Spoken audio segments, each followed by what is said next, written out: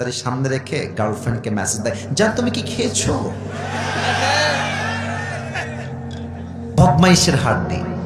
আর যুবকদেরকে দোষ দিয়ে লাভ নাই, যত যুবক নষ্ট হয়েছে তার পেছনে 80% মেয়েরাই দায়ী ছিল। যুবক মেয়েরাও মেসেজ দেয়, জান তোমার কি ইফতারি হয়েছে, তুমি কি খাবা, না আমারে কও, দিয়ে আমারে কও, এটা আমারে পাঠিয়ে দাও।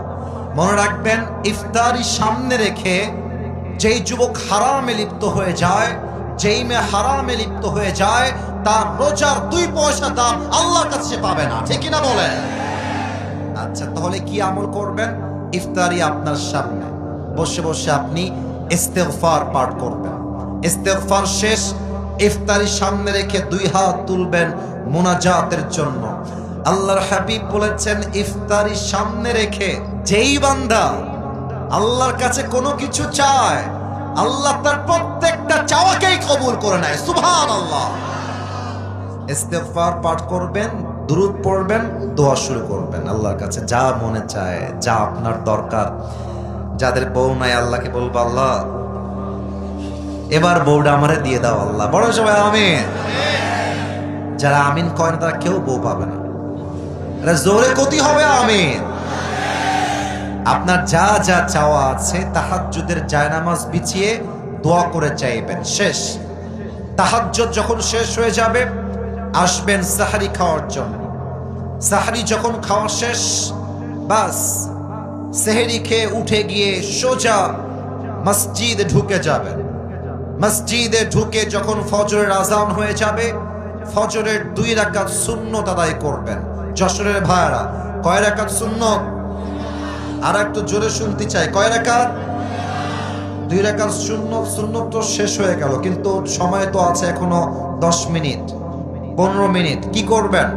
আপনি একটা কোরআন নেবেন, কোরআনটা নিয়ে সুন্দর করে করে বসে বসে তেলাওয়াত করবেন। আমার এখনো মনে আছে, আমি তো মাদ্রাসায় পড়াশোনা করেছি, আমাদের ওখানে একটা সিস্টেম ছিল, আমরা প্রত্যেক ওয়াক্ত নামাজে আগে আগে যেতাম, 20 মিনিট আগে, 30 মিনিট আগে যেতাম এবং কোরআনটা নিয়ে সুন্দর করে তেলাওয়াত করতাম। আবার যখন ইকামত দিত, কোরআনটা রেখে আমরা নামাজ আদায় করা শুরু করতাম। অতএব ফজরের সুন্নত আদায় করার পরে বসে বসে, ডোন্ট ওয়েস্ট ইউর টাইম, বসে বসে কোরআন তেলাওয়াত করবেন। রাজি আছেন তো ইনশাআল্লাহ? আর ইফতারি যখন করবেন, এটা মুরব্বীদের বাজে স্বভাব, আমাদেরও বাজে স্বভাব। প্রথমেই শুরু করি পানি দিয়ে, আরে সেই তৃষ্ণা। অনেকে দেখবেন যে জুসের বোতলটা অথবা গ্লাসটা এমনি ধরে রাখে, আজান খালি দিতে দেরি হবে, আমার খাতি দেরি হবে না। আজান দিলি শরবত দিয়ে শুরু করে, আজান দিলি উনি খায় আগে পেঁয়াজি আলুর চপ। না, দিস ইজ নট দ্য সুন্নাহ, এটা সুন্নাহ নয়। আজান হবে বা ওয়াক্ত হয়ে যাবে, প্রথমে আপনি নেবেন সুন্নতি খাবার, খেজুর। সুবহানাল্লাহ পড়বেন না আপনারা? পেঁয়াজি নয়, আলুর চপ নয়, ডিমের চপ নয়, পানি নয়, প্রথম আমার সুন্নতি খাবার হবে খেজুর। বলেন সবাই, নাম কি? আর খাওয়ার সময় এমন খাওয়া খায়, এইরকম পুয়াতিমের মতো হয়ে যায়।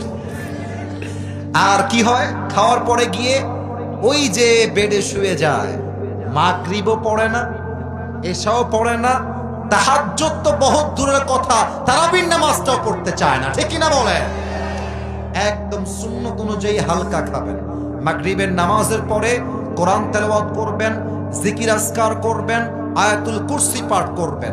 এশার নামাজে যাবেন, এশার সুন্নত পড়বেন, তারাবির নামাজ পড়বেন। তারাবির প্রত্যেকটা রুকুতে, প্রত্যেকটা সাজদাতে আল্লাহ তাআলা আপনার জীবনের গুনাহ খাতা মাফ করে দিবে। সুবহানাল্লাহ পড়বেন না? এশা পড়ে এসে আর রাত জাগবেন না, এসে জাস্ট হালকা খাবার খেয়ে ঘুমিয়ে যাবেন, আবার উঠে তাহাজ্জুদ দিয়ে দিন শুরু করবেন। রাজি আছেন তো ইনশাআল্লাহ? এখন এই রুটিন সবার সঙ্গে মিলবে তা নয়, অনেকের কাজ ভিন্ন, জব ভিন্ন, ব্যবসা ভিন্ন। যার যেমন জীবন সে অনুযায়ী কাগজ নিবেন, লিখবেন কখন কি করবেন, কখন কোন আমল, কখন রোজা, কখন তেলাওয়াত, কখন তাহাজ্জুদ, কখন দান সদকা, সব লিখে রুটিন করে রমজান মাসের প্রত্যেকটা দিন আমরা আল্লাহর জন্য আমল করব। রাজি আছেন তো ইনশাআল্লাহ? আল্লাহ সবাইকে সেই তৌফিক দান করুন। পড়েন সবাই আমিন।